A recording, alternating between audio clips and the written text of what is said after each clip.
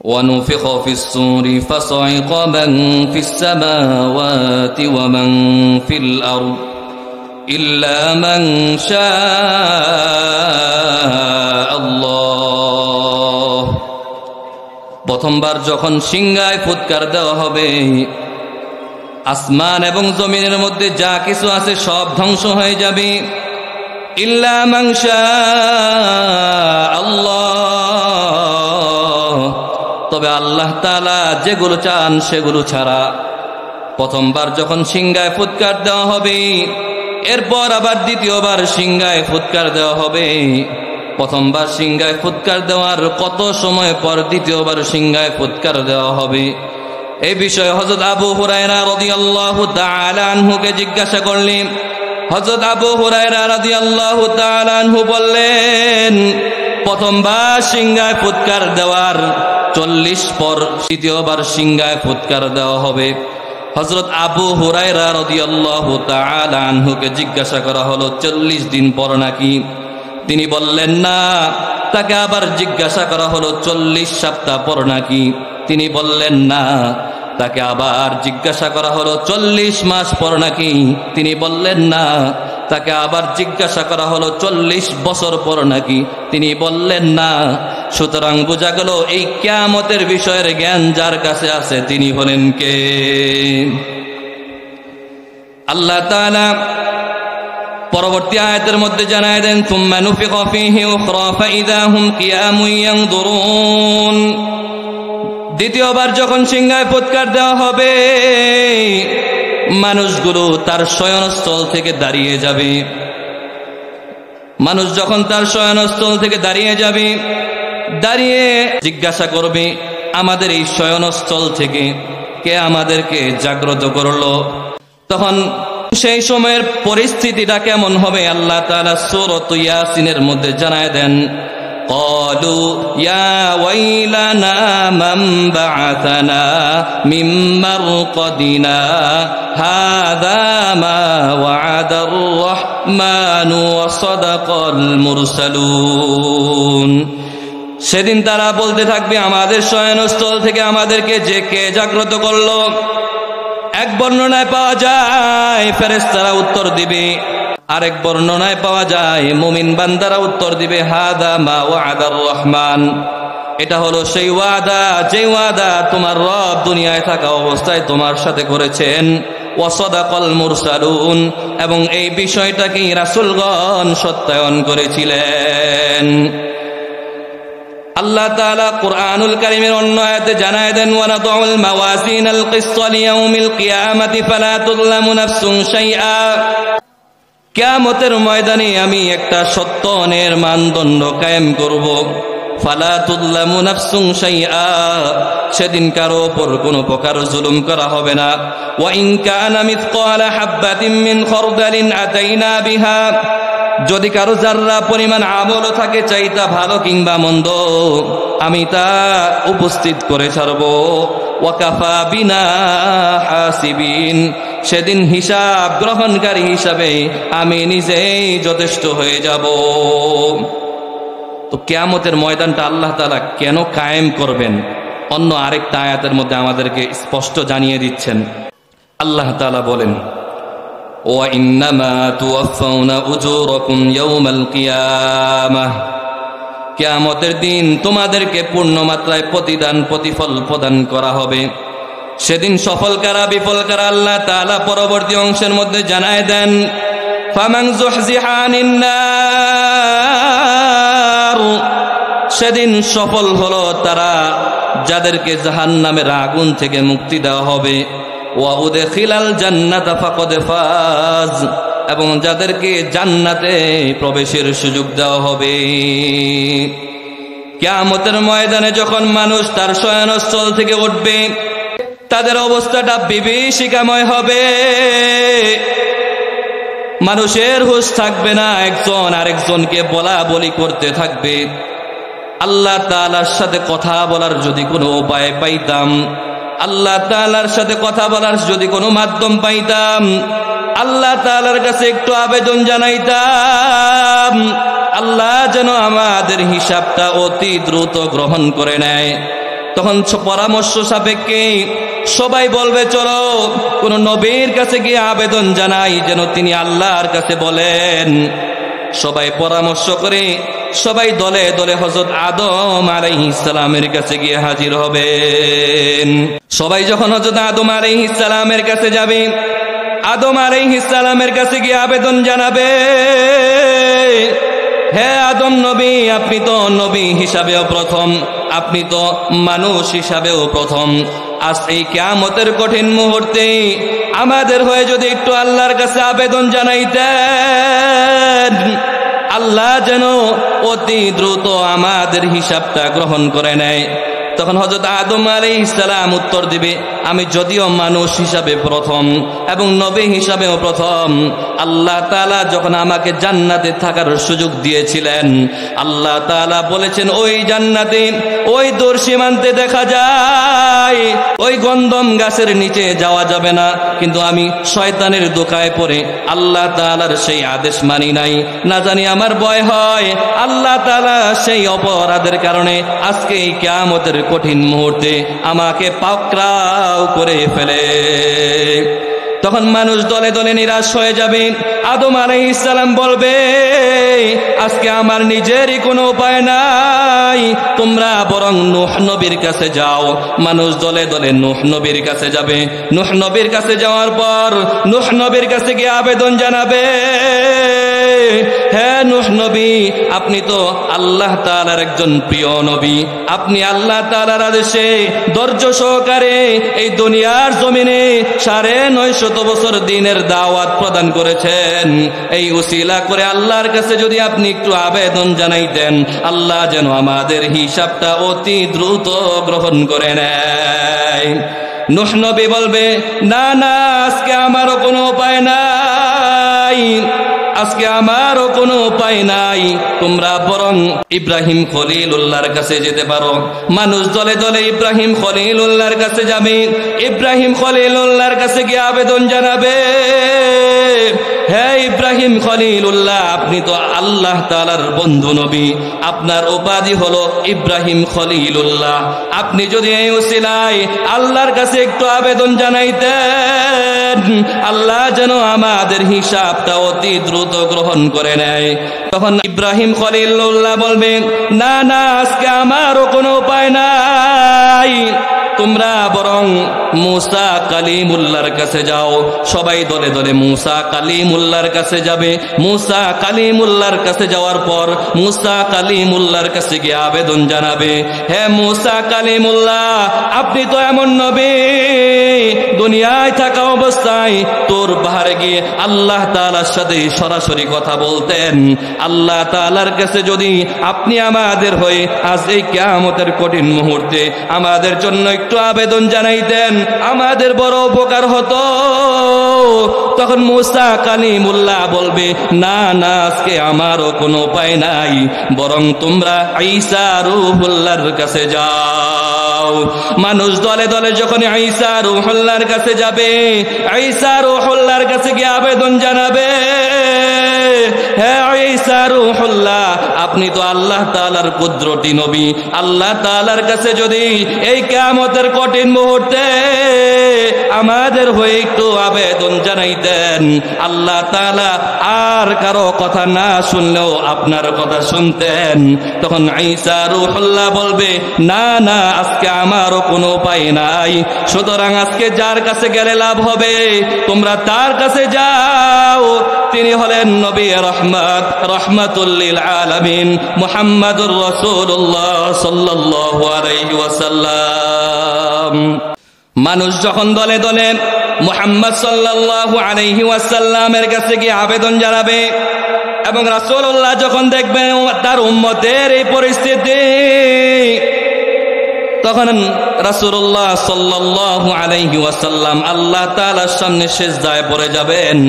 আল্লাহ তাআলার সামনে সিজদায় পড়ে আল্লাহর কাছে আবেদন জানাবেন এবং আল্লাহ তাআলা সেদিন রাসূলুল্লাহকে জিজ্ঞাসা করবেন, আজকে তোমার উম্মতের জন্য তোমার কি চাওয়ার আছে, তুমি চাইতে পারো, আমি সব গ্রহণ করে নিব, সব আমি কবুল আর মঞ্জুর করে নিব। তখন রাসূলুল্লাহ সাল্লাল্লাহু আলাইহি ওয়াসাল্লাম আমাদের জন্য আবেদন জানাবেন, আমাদের জন্য সুপারিশ করবেন।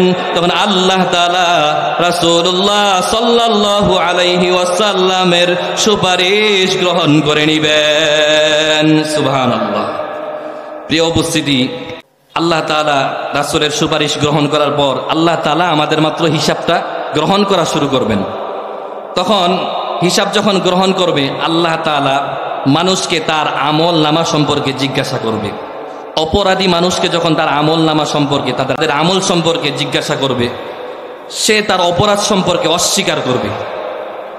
তো দেখবেন আদালতে একটা মানুষ দোষী সাব্যস্ত হওয়ার পর কিন্তু জজ সাহেব রায় দেয়, তার ব্যাপারে সাক্ষ্য প্রদান করা হয় সে অপরাধী নাকি নিরপরাধ। এই বিষয়টা প্রমাণিত হওয়ার পর তখন তার বিচার কার্য শুরু হয়।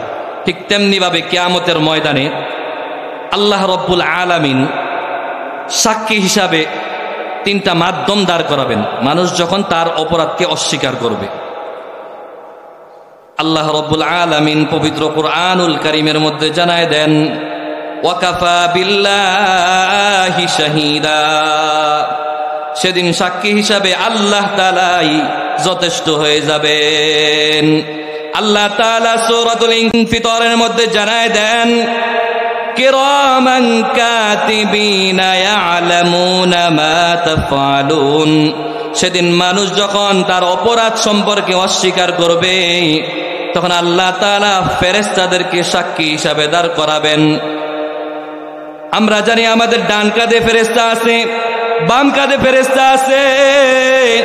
আল্লাহ তাআলা বলেন, সম্মানিত লেখক দ্বয় লিখতে থাকেন, তারা জানেন তোমরা এই দুনিয়ার জমিনে যা কিছু করো। মানুষ যখন তারপর অস্বীকার করবে, আল্লাহ তাআলা এই সাক্ষীটাকে আরো শক্তিশালী করবেন।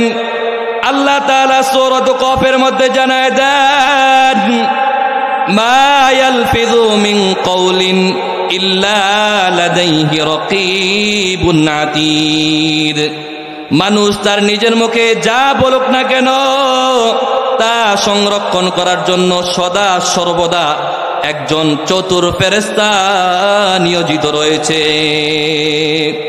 আল্লাহ তাআলা সাক্ষী হিসাবে সেদিন মানুষের হাতের জবান খুলে দিবে। আল্লাহ সাক্ষী হিসাবে সেদিন মানুষের কানের জবান খুলে দিবে। আল্লাহ তাআলা সাক্ষী হিসাবে সেদিন মানুষের পায়ের জবান খুলে দিবে।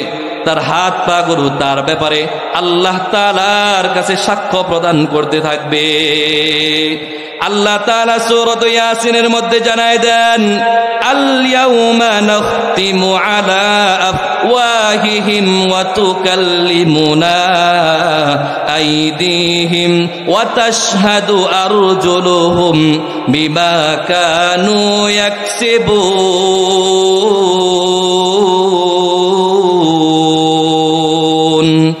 আল্লাহ তাআলা জানায় দেন, আল ইয়াউমা নাখতিমু আলা আফওয়াহিহিম, সেদিন আমি তাদের মুখের মধ্যে মোহর মেরে দিব। ওয়া তুকাল্লিমুনা আইদিহিম, তাদের হাতগুলো আমার সাথে কথা বলবে। ওয়া তাশহাদু আরজুলুহুম, তাদের পাগুলো তাদের বিরুদ্ধে আমার কাছে সাক্ষ্য প্রদান করবে। বিমা কানু ইয়াকসিবুন, তাদের কৃত কর্ম সম্পর্কে সেদিন তাদের হাত পা মুখগুলো আমার কাছে সাক্ষ্য প্রদান করবে। আল্লাহ তাআলা সূরাতু হামিম আস-সিজদার মধ্যে জানায় দেন, শাহিদা আলাইহিম সামউহুম ওয়া আবসারুহুম ওয়া জুলুদুহুম বিমা কানু ইয়া'মালুন। শাহিদা আলাইহিম সামউহুম, সেদিন তাদের বিরুদ্ধে তাদের কানগুলো সাক্ষ্য প্রদান করবে। ওয়া আবসারুহুম, তাদের চক্ষুগুলো সাক্ষ্য প্রদান করবে। ওয়া জুলুদুহুম বিমা কানু ইয়া'মালুন, এবং তাদের চামড়াগুলো তাদের কৃত কর্ম সম্পর্কে সাক্ষ্য প্রদান করবে। ওয়া ক্বালু লিজুলুদিহিম লিমা শাহিদতুম আলাইনা, সেদিন মানুষ অবাক হয়ে যাবে, দুনিয়ায় থাকা অবস্থায় কোনোদিন দেখলাম না আমার চক্ষুকে কথা বলতে, আমার হাতকে কথা বলতে, আমার পাকে সাক্ষ্য প্রদান করতে। তখন সে বাধ্য হয়ে তার চামড়াকে প্রশ্ন করবে, আজকে এই কিয়ামতের কঠিন মুহূর্তে আমাদের বিরুদ্ধে তোমাদের সাক্ষ্য প্রদানের কারণ কি? তখন ওই চামড়া বলবে, দুনিয়ার জমিনে আমরা কথা বলতে পারতাম না যে আল্লাহ তাআলা সব কিছুকে কথা বলার শক্তি দিয়েছে।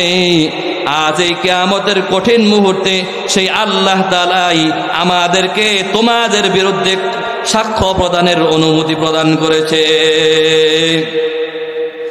কিয়ামতের ময়দানে আল্লাহ তাআলা 3 শ্রেণীর মানুষকে সর্বপ্রথম জাহান্নামী হিসাবে ঘোষণা করবেন।